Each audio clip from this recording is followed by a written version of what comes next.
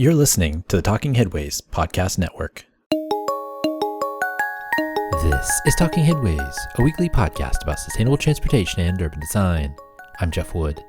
This week we're joined by Ben Ross and Joe Cortright to discuss their article in Dissent Magazine discussing how modeling is being used to expand highways around the country. We chat about their critiques of highway modeling, politics, and some potential solutions to the problem. Stay with us. Happy New Year! We're here in 2025, and I hope everyone has a great holiday season. I want to thank, as always, our super generous Patreon supporters, which have grown in numbers already in the new year. To join this merry band of advocates, bus drivers, and policy wonks, visit patreon.com/theoverheadwire. $2 a month will get you a handwritten note and an amazing train station stamp, and $10 a month will get you one of our bus-only scarves. If you wish to support the show in other ways, visit the show notes or theoverheadwire.com to find out how you can purchase scarves, get our Cars or Cholesterol merch, join our book club at bookshop.org/shop/theoverheadwire, or download our audiobook version of Raymond Unwin's Town Planning in Practice. And as always, you can find us wherever you find your podcasts and on most social platforms with the username @theoverheadwire, including Blue Sky, where we spend most of our time these days. Now let's jump to 2025 and listen in to this show. Ben Ross and Joe Cortright, welcome to the Talking Headways podcast. Great to be here. Great to be with you. Yeah, good to have you all here. And I'm really glad, Ben, to see you after all these years. We've had Joe on a couple times on the show, so it's nice to see you again too, Joe. Before we get started, can you tell us a little bit about yourselves? And we'll start with Ben and then go with Joe, because Joe has been on 2 episodes already, as I mentioned, episode 52. I think it was like 9 years ago. Oh, gosh. And then 87 of the Monday show, which is more recent, where you're talking about the Rose Quarter expansion. So Ben, could you tell us a little bit about yourself? Well, I've been a political activist my whole life and always an urban-oriented person. And in the 1990s, I got involved in trying to get the Purple Line built in the Maryland suburbs of Washington, D.C. And this was sort of, from my point of view, the ideal political issue for me. It was basically one of these 99% versus the 1% issues, because the Purple Line was held up for years because it uses an old railroad right-of-way that runs through the middle of one of the most expensive country club golf courses in the Washington area. Country club heavily populated by lobbyists. And so we had what I think is one of the epic NIMBY contests, and we won. Impressive. And as part of that, I got more and more into land use also. Wrote a book called Dead End that I know you've seen. But more relevant to this really is my professional background. I have a degree in physics and was a modeler, a groundwater modeler, but the groundwater models are mathematically very similar to the traffic models. Nice. And Joe? Yeah, I'm Joe Cortright. I'm an economist based in Portland, Oregon. For the last decade, I've run a little think tank called City Observatory, which focuses on what are the factors that seem to be making the most difference to urban success in the 21st century. And do a lot of work on a range of urban issues, from inequality, segregation, housing, and economic development, but then also to urban form and transportation. Because we know from looking across the country that the way cities are laid out for transportation and the kinds of investments that they make or don't make in transportation have a profound impact on not just environmental issues, but also their economy, their livability, and the fairness of communities. And in addition to that professional interest, for the last, more than 10 years now, I've been involved in a number of the freeway fights in Portland, where we're pushing back against plans to spend literally tens of billions of dollars on a handful of freeway expansion projects that, if history is any guide, will only make all of our transportation and urban problems worse.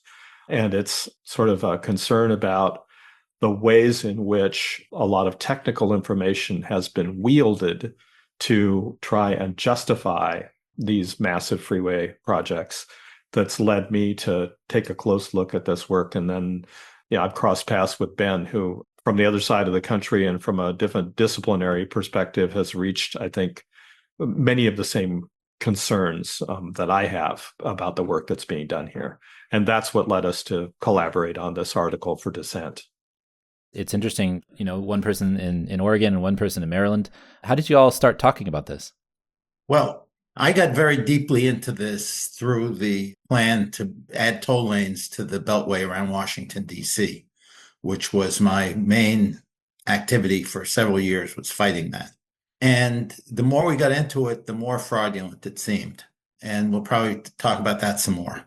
After we went through this well-publicized battle, I wanted to get more information about this. So I worked with Transportation for America, and they had an intern for the summer who helped with this to develop this survey and show it going on more widely. And meanwhile, Joe had started publishing about the bridge over the Columbia River where the same thing had been going on.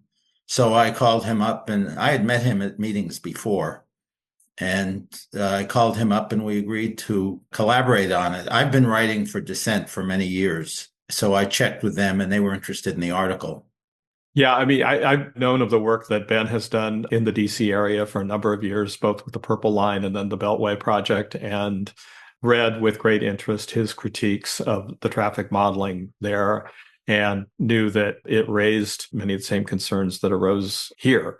And in our discussions, and I think in our discussions with other folks who are familiar with this field, we came to the realization that there are some practices in this field that are being used to take what is ostensibly an objective and scientific process and twist it in particular ways to support the conclusions of project sponsors. And so I think what we try to do is spend some time digging into the practices and then sort of the institutional factors that seem to be driving those practices. So I want to be honest here. I had a hard time writing questions for this because I don't know much about modeling, and it's hard for me to kind of get my head around thinking about that. I took a TransCAD class in college, and I hate TAZs with a passion.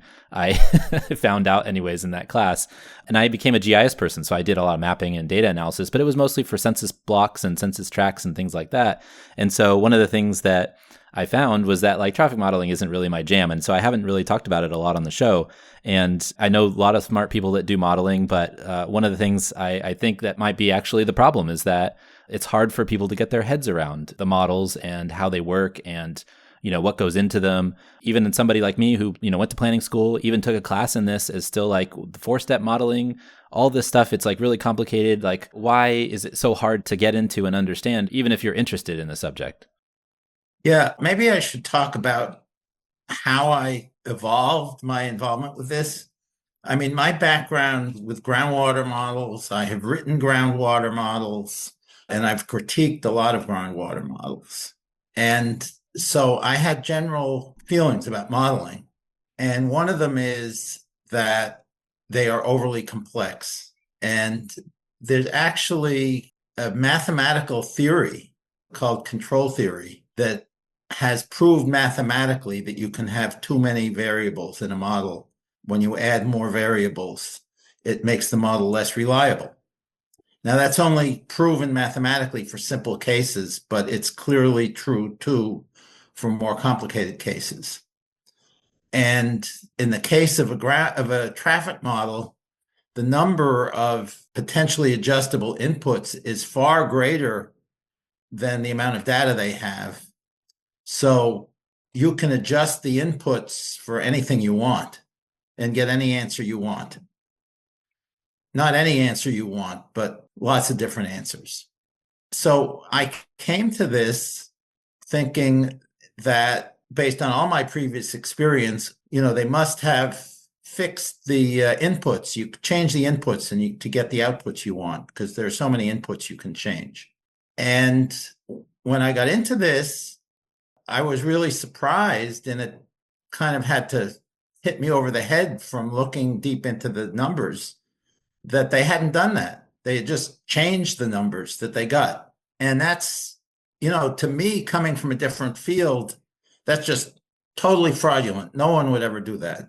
It was really a surprise to me, and I think to Joe too, that they weren't fudging the models in the usual ways by making assumptions that they wanted, but actually changing the numbers. I think we're maybe jumping a bit ahead in the story. Yeah. And I don't want to dispute what Ben has said, which is actually true. I think there are kind of three things here. One is we should address how fundamental the models are to rationalizing these big investments and analyzing their environmental impacts. I mean, this is the technocratic foundation of all of these big highway projects and the rationale for their construction. So this is not a trivial technical exercise. This is supposedly the scientific case for these multi-billion-dollar investments. Second thing is there is a set of models, and has been alluded to, they're extremely complex. As you know, they're opaque to ordinary human beings. And in part, that's by design, because the people who run the models don't want people looking at what's going on. But despite their complexity, that doesn't mean that they're accurate or realistic. We know that the standard four-step model, which has been around for 40, almost 50 years now, is actually a really poor representation of the way the world works. And that's one of the first tests of any model is, does it give you actionable information? In business terms, we would say, do you mark your model to market? Does the model produce results that are observed in the real world? And there are a lot of biases there. And then finally, as Ben just alluded to, we found that, notwithstanding the fact that they had these opaque models and that they were based on questionable assumptions and couldn't produce accurate results, that in the pinch, what a lot of these agencies do is simply just put their thumb on the scale and change the outputs to get exactly what they want. So they don't even go through the charade, really, of relying on these twisted assumptions. They simply alter the outputs to get what they want. And the term of art there is something called post-processing, where we didn't like what the model produced and, it doesn't fit with the way we think things should look, so we'll change the numbers. Yeah, I would just correct one thing. I don't think they've given up the charade. They hide the fact that they changed the numbers. Yeah. And it really took a lot of digging and some Public Information Act requests to confirm that they just changed the numbers. Yeah, that's absolutely true. You have to be extremely well-versed in this. And I spent a lot of time working on modeling issues. I'm the chair of the Oregon Governor's Council of Economic Advisors. We look over the state economists' shoulders as they construct a macroeconomic model for the state. So I'm very well-versed in those technical issues. Ben does as well. And then you have to file repeated public records requests in order to get access to just really fundamental information about what's going on in these models in order to critique them. Which means, from the standpoint of ordinary citizens, this stuff is impossible to understand or question or evaluate because it is hidden behind these multiple, both technical and legal walls that keep people from understanding and questioning what's going on. I want to go back again to 30,000 feet as well. Yeah. And I think that that's important to think about, like why we're doing these models for regional transportation planning and what in the federal system is set up such that you have to do that model. So why is it that all of these, state DOTs, for example, are putting together, traffic models that are telling them to build more roads? What is it in the law or in, policy that is pushing them in that direction? Well, a lot of this comes from National Environmental Policy Act, the EIS requirement. Environmental impact statement, yeah. Yeah, environmental impact statement.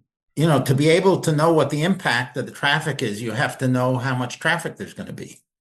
So it's very, very vital from that point of view, and also not really part of NEPA, but in practice is, what's the benefit of this thing going to be? How much faster will traffic move? So they have to politically have some prediction of what it will do. Yeah, there's a kind of manifest destiny quality to traffic forecasting. Traffic forecasts tend to inevitably predict that traffic will grow without limit, and that therefore we need to widen roads to accommodate it. And we know that's not true because we know that BMT in the US went down, vehicle miles traveled went down for the better part of a decade after 2004 when gas prices rose. We also know, as a practical matter, when we don't build capacity, that traffic doesn't grow. The absence of capacity on a system leads people to change their behavior and they don't drive as much. But those basic facts are not reflected in these models because, in part, these state highway departments like models that show that traffic will grow inexorably no matter what happens, because that provides a basis for arguing that we need to widen these roadways to accommodate more traffic. I think, in fairness to the modelers, what I've learned from this whole exercise, I think, is that this is a really tough problem. And it's not obvious to me that anyone really has a better way of predicting this stuff.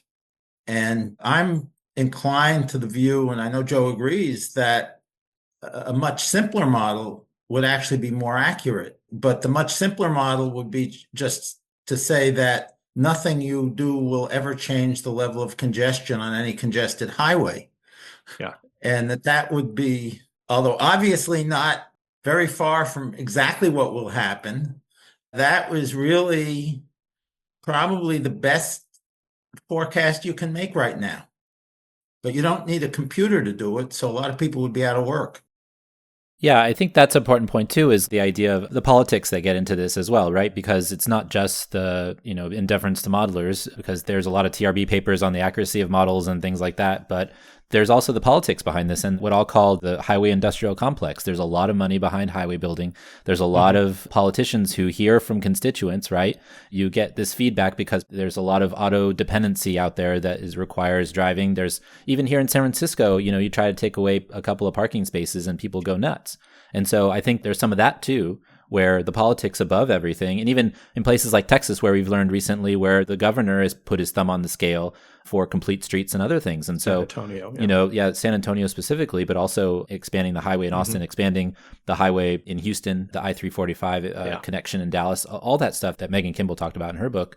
The governor is put his thumb on the scale. And so there's a higher level of politics that's getting into this too, above the modelers' heads, that, pushes in that direction as well. And I'm wondering if you all can speak to that a little bit. Well, we certainly had that in Maryland, where, I wrote this letter pointing out that they must have changed the numbers by hand in their outputs. And it made a big brouhaha because it was holding up the approval of the EIS. And then Governor Hogan wrote a angry letter to President Biden. They then shuffled it around and got a non-committal technical analysis and said, okay, we approve it. No, it's very political, very political. It is political, but this very complex, very technocratic process serves as a smokescreen for those politics, right? Yeah. People say, oh, it's not, not me as a politician saying this. We have this projection that's really precise down to, we know, 40 years from now, within 50 cars, how many cars will drive on a particular stretch of roadway. And again, that's kind of opaque and unassailable to most folks and helps legitimize the politics. And if the modelers were more realistic, more accurate, and more open, then presumably some of the politics of this could be changed. But essentially, the modelers are giving cover to that highway industrial complex.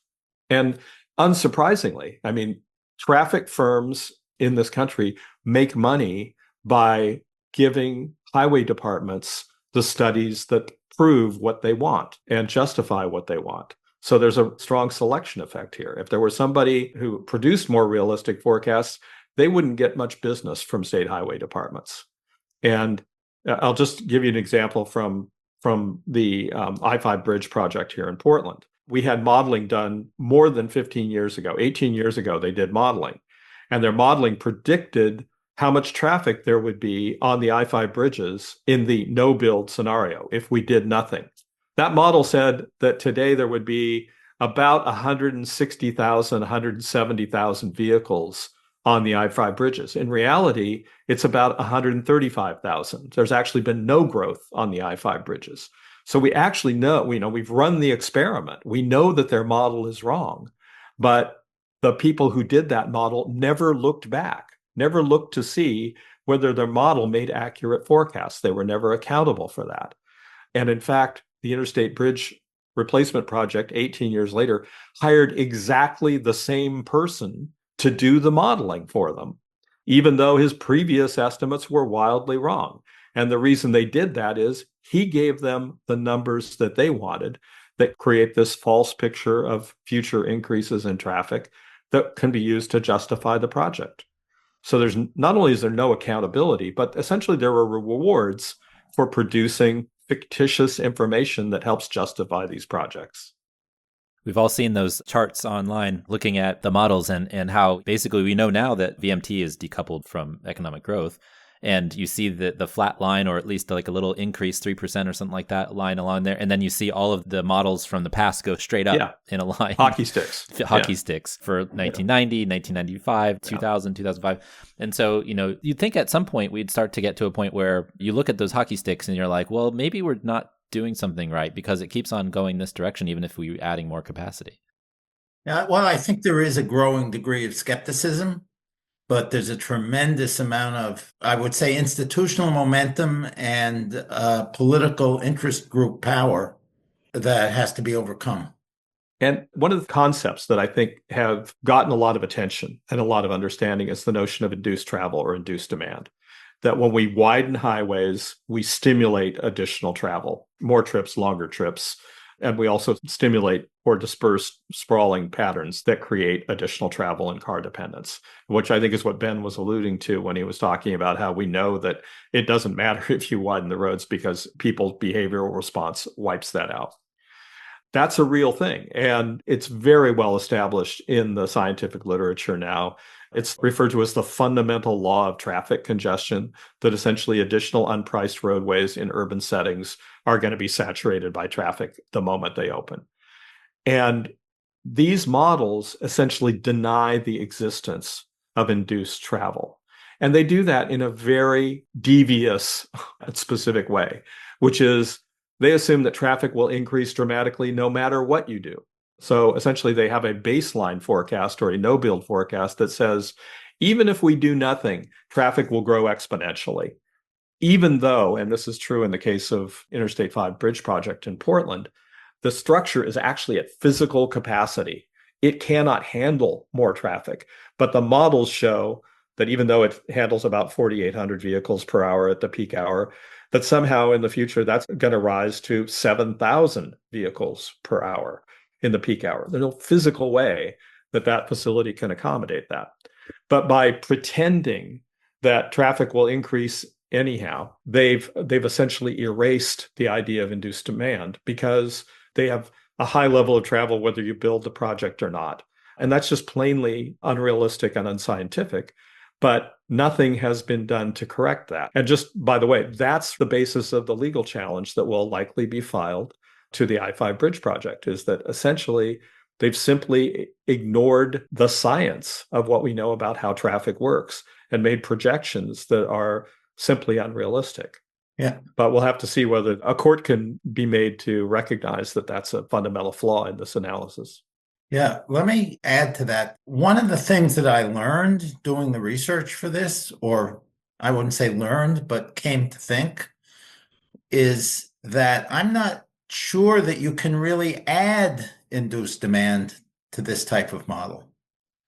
I don't think anybody's figured out a way to do it. You would need a completely different way of constructing the model. And a lot of people talk about, well, you left induced demand out of your model, but there's part of induced demand is the trips that people currently would like to take, but don't take because traffic is so bad.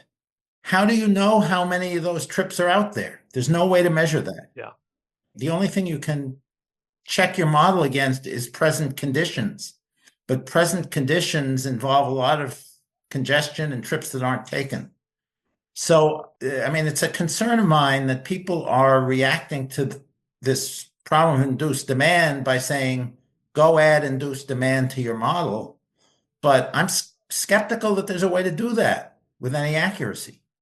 Could you reverse engineer, like you mentioned the takedown of the Embarcadero Freeway here in San Francisco? Could you like reverse engineer like the trips that disappeared because of the highways that were taken down? I guess there are not enough of them to do that, but I'm just throwing stuff up there. Yeah, well, that's why I say I think I can't prove this, but I think the best prediction you can make right now is that no matter what you do, the level of congestion will be the same.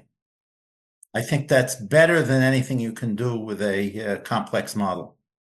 Yeah, I think that's right. And just two things. One, that's what the modelers do. They go, oh, it'd be really too hard to include induced travel. So we'll keep this incredibly unrealistic model because it would be difficult to do that. But I think to Ben's point and to your point, we know from examples of traffic evaporation that when there are sudden constraints on traffic capacity, whether it's a construction project like the Sepulveda Pass in LA, or a collapse of a bridge like in Minneapolis, or temporary closures like the ones that we saw, in Baltimore, in Atlanta, and in other cities, that traffic adjusts almost instantaneously to changes in capacity. And what that should tell us from a very fundamental standpoint is traffic will respond to capacity. And that's true in both directions. If you build more capacity, traffic expands. If you restrict capacity, traffic declines or stays the same. And as Ben was saying, you don't need a complicated model to validate that very fundamental notion of how traffic works. Another issue that's come up over the last few years that I've seen articles about is just like the self-certification that happens for highway agencies. There's Texas and California, I know, have that happen in their NEPA processes. So there's like kind of the wolf guarding the henhouse kind of situation going on in a lot of these as well. Well, I haven't seen FHWA do any real oversight, to be honest.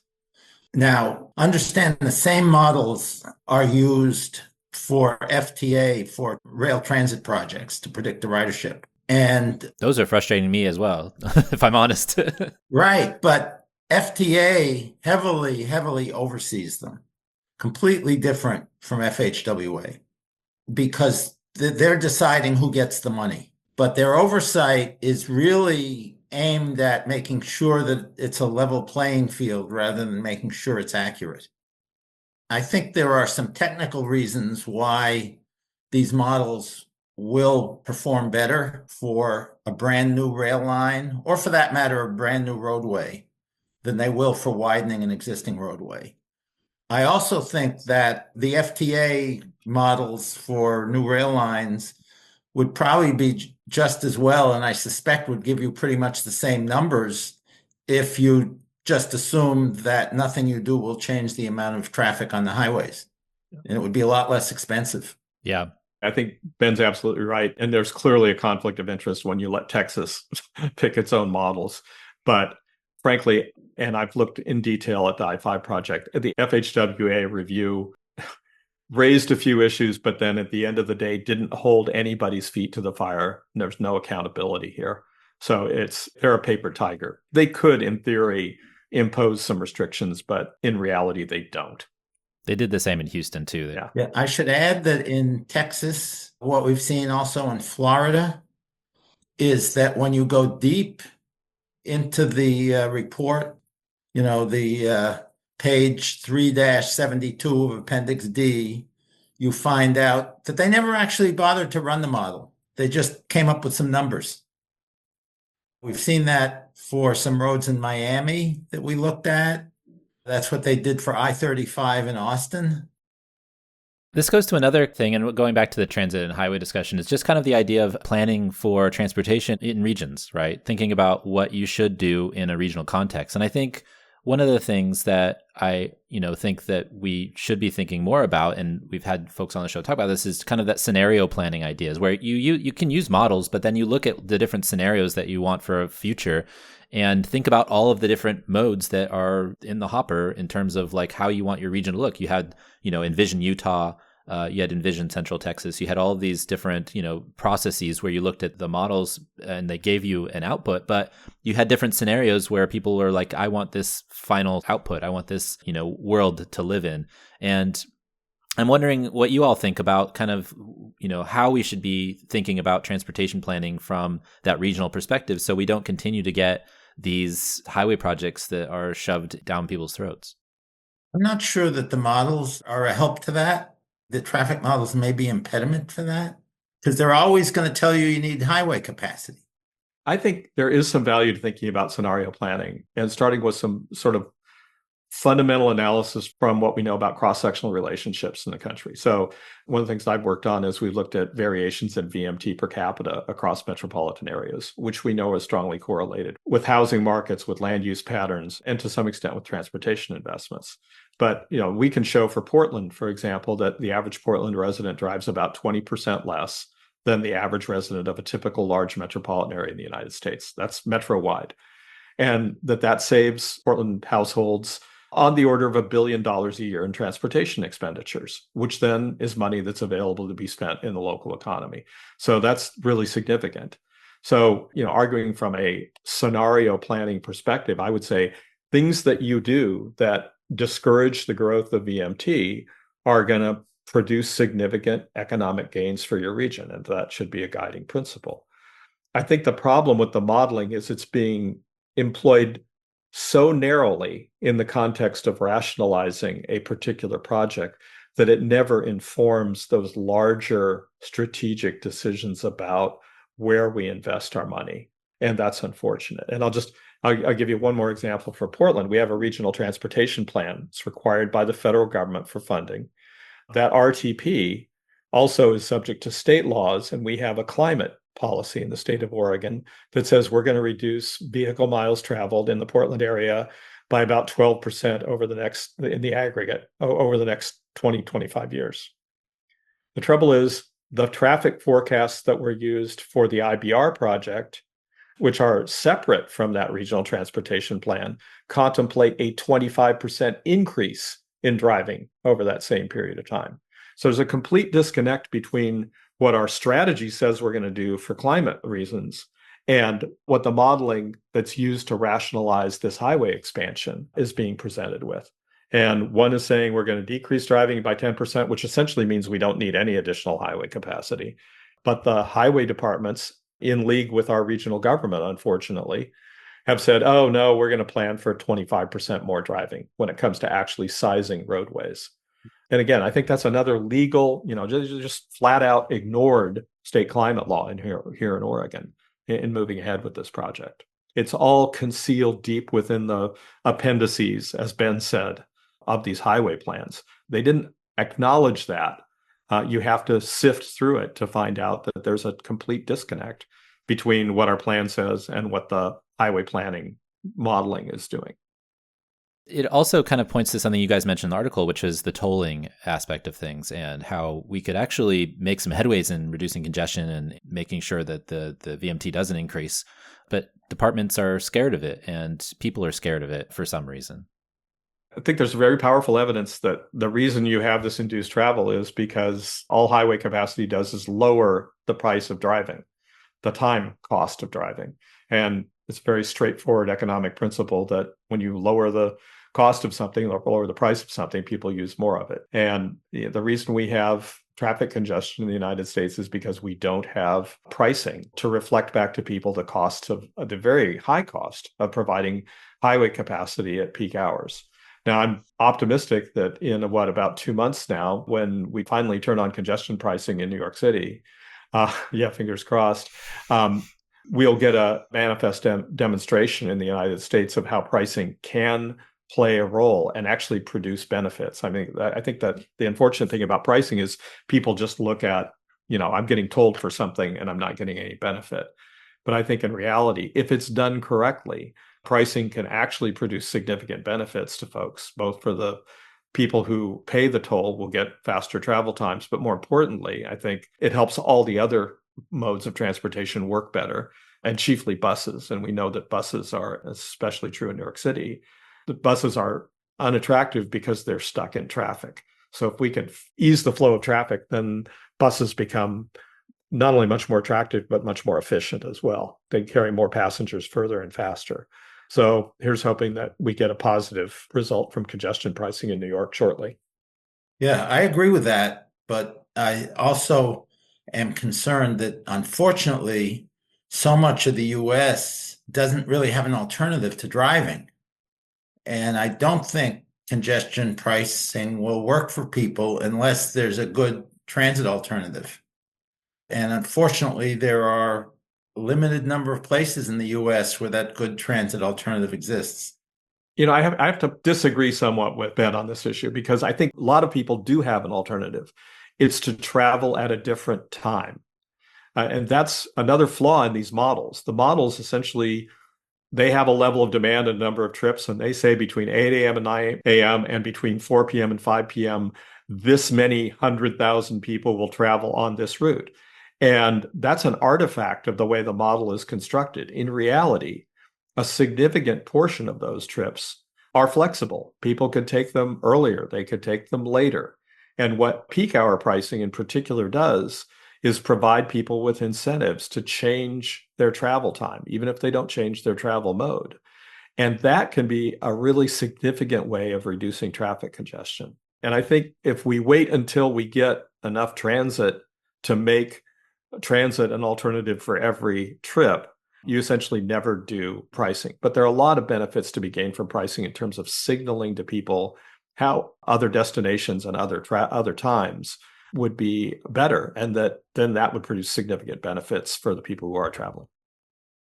Considering 19% of, at least when I last looked at the data, which was pre-pandemic, 19% of trips are for work, but most of those trips take place at that time period. And so if you spread them out a little bit more, they might be actually a little bit more easy to kind of provide those in some way. It makes me think too, as we were seeing what's happening with the pandemic, after the pandemic, in terms of, work trips and things like that, and the spreading of all other trips throughout the day, it makes me wonder like what the kind of the new paradigm might be and how the models aren't really going to address that either.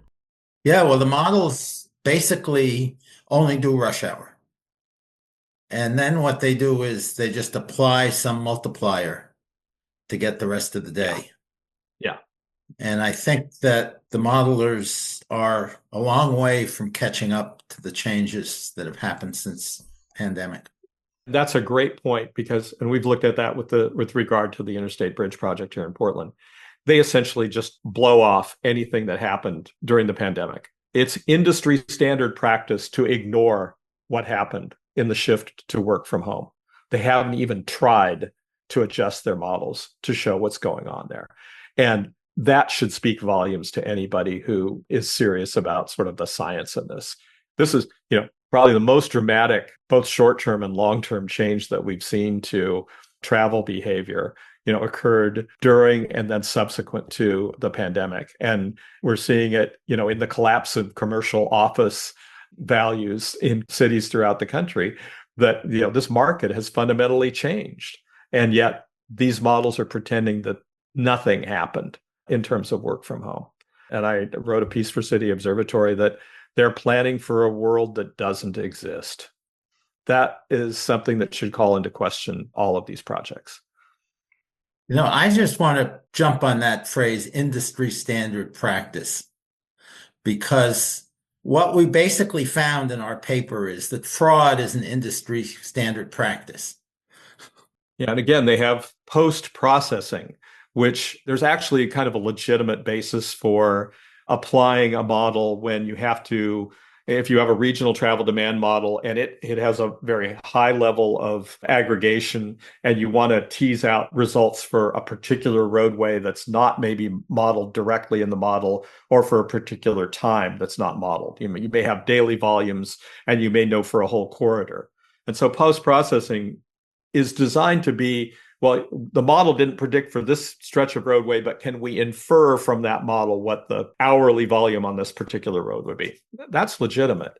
But the way it gets used in the business, in the trade, the industry standard practice is we just go in and we change the values that are there, and we'll call that post-processing. And in the case of the I-5 bridge project, they raised some traffic volumes on one road, and then they lowered them on that same road at different times with no explanation. It's not post-processing. It's just we didn't like the results of the model, so we changed and put in different numbers. And that really is fraud, as Ben says. What's been the response to the article so far? Among friendly people, people have been very impressed. I have not heard any feedback from the establishment. They've just been ignoring it, Yeah. as far as I know. And that's the PR strategy here, is ignore it and it will go away. The traffic modelers simply refuse to engage in any discussion of critiques of the modeling and the modeling process. And again, this is hiding behind this veneer of scientific legitimacy that the modelers are, have these strange and wonderful and inexplicable ways of coming up with really precise numbers that tell us what will happen in the future, but they're not going to engage at all on whether those are accurate or reliable or defensible. So we get no response whatsoever. And you would think, given the severity of the criticism we made, that they would, have some basis for telling us we're wrong. But maybe Ben can correct me, but I haven't gotten anybody write back to us and say, Cortright and Ross are wrong, and here's why. Nobody has said anything like that. Nobody. What are some of the solutions then? Is it from the policy perspective? Do you have to go into NEPA? What's the prescription here for fixing some of these issues? I think there are some real NEPA issues here, but it's tough to untangle the scientific from the legal. I think, on a practical level, what you need to do is step back from these giant models and really rely more on your common sense as to what a highway expansion will do, and rely on the experience that it won't solve congestion. I mean, I think it's really something that has to be handled at a policy level. You have to reach the scientific conclusion, which there's plenty of scientific evidence for, that widening highways doesn't solve congestion. And then that doesn't call for a new fancy and different fancy model. It calls for stopping building new highways. No new highway capacity on major highways. Now, obviously, as someone who lives in the suburbs, there's an urgent need for, localized grid streets. That's a different issue. But New Jersey made that decision a few years ago and unmade it. But I think there really has to be a political decision to stop adding highway capacity. Yeah, I think, as Ben says, there is a NEPA issue. NEPA at its core is basically a requirement that you bring best available science to the question of what are the impacts of these projects.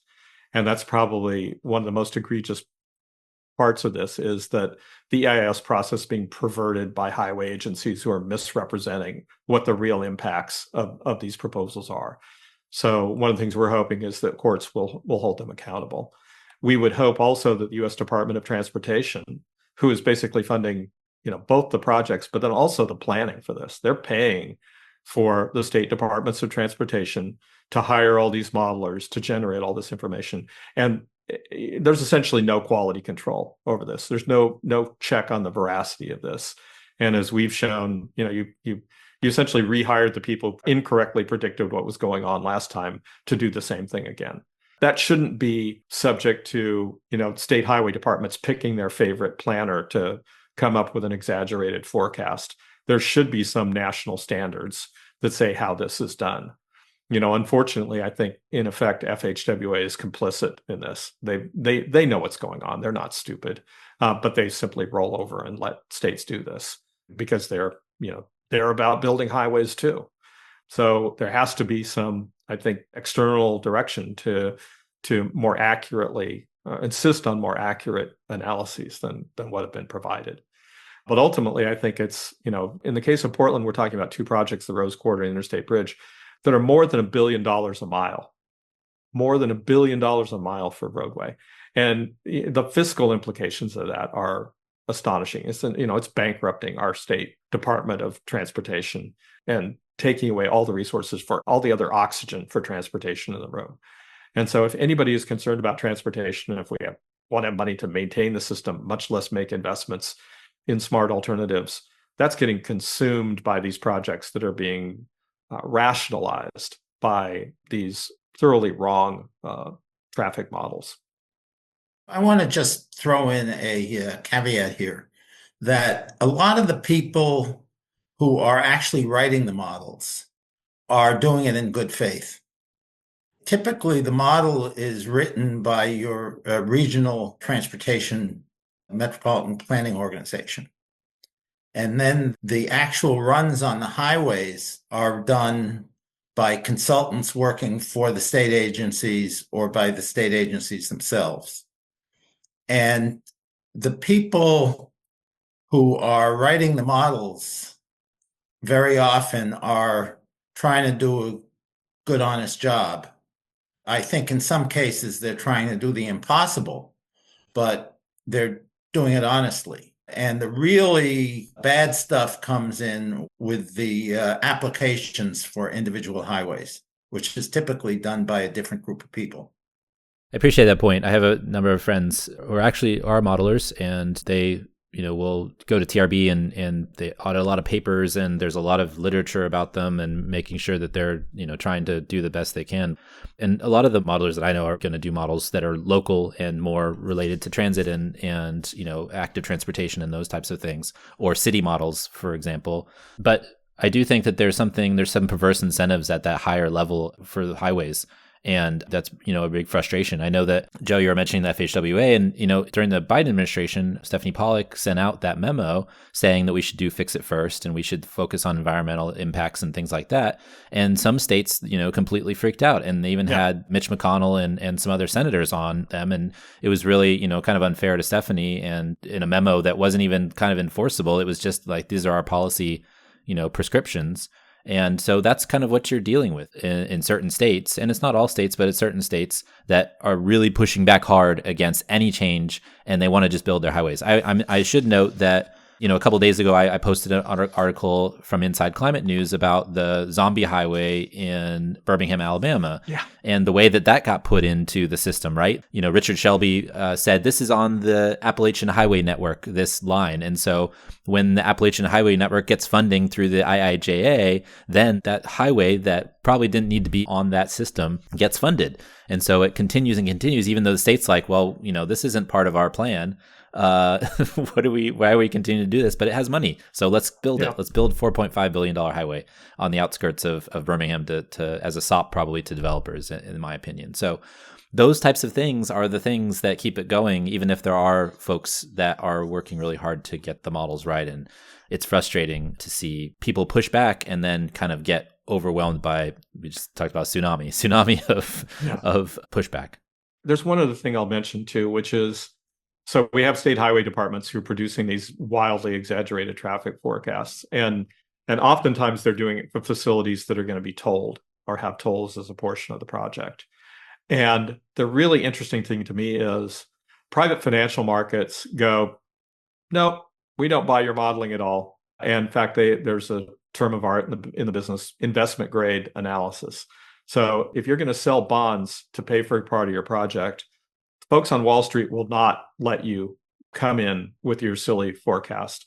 They will make you hire somebody else who will be much more realistic about traffic levels. And so, we had an investment grade analysis prepared for the predecessor of the Interstate Bridge project, and where our state highway department said, 185,000 vehicles a day are going to go across that bridge, even after you toll it, roughly 180,000. The people who did the investment grade analysis said, no, you charge a toll on that project, and fewer than 120,000 people will go across it, which is the difference between needing to expand the bridge and not needing to expand the bridge at all. So the interesting thing is, if you get people who do the modeling who aren't being selected by state highway departments to rationalize these giant projects, you get a very different answer. And in fact, using essentially the same tools, but just plugging in slightly different assumptions. And I think that's one of the things that I would walk away from this. I tell people is, this isn't so much an oracle as it's an Excel spreadsheet, right? People think, the model produces this specific answer. No, the model's like an Excel spreadsheet. And if you change some formulas or change some of the values that feed into those formulas, you get totally different results. And the real question that nobody ever seems to dig into is, are those models and the assumptions that go into them and the values that are plugged into those models correct? Because you can use those same models, and as Ben said, in some cases you can get any result you want. But clearly, when different people who have money on the line are asked to do the modeling, you get a very, very different result. And that speaks volumes about the veracity and the reliability of the forecasting that state highway departments are doing. Well, I once helped write a groundwater model on an Excel spreadsheet. But I have to add to that, though, there's over-optimism in the Wall Street stuff, too, even though it's nowhere near as over-optimistic as the state highway administrations. All kinds of people have lost money building toll roads and investing in toll roads. Because there's a lot of, salesmanship goes on Wall Street, too. Yeah. They're just not as egregiously bad as the state ones. But you're right. They on average tend to overestimate future traffic levels. Yeah. Well, the article's in Dissent Magazine. Folks can check it out. I'm going to have it in the show notes as well as linked in the article where this is posted. Where can folks find you if you wish to be found? You can find me at City Observatory, cityobservatory.org. And over the last couple of months, we've published a series of articles that dig into more detail in the way that the Interstate Bridge Project has falsified or exaggerated traffic projections to try and sell this $7.5 billion bridge project between Portland, Oregon, Vancouver, Washington. You can find me on social media on Mastodon at Ben Ross Transit at mastodon.social. Awesome. Well, Ben and Joe, thanks so much for joining us. We really appreciate your time. Thanks, Jeff. Keep up the great work. Yeah, keep it up.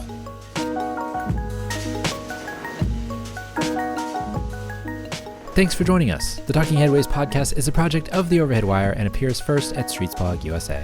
Thanks to our generous Patreon supporters for supporting this show and Mondays at The Overhead Wire. You can support the show by going to patreon.com/TheOverheadWire. Sign up for our 18-year-old daily newsletter by visiting theoverheadwire.com or check the show notes for other cool merch and opportunities to connect. Follow along using your podcatcher of choice, but if you can't find it there, you can always find the show at its original home, usa.streetsblog.org. We'll see you next time at Talking Headways.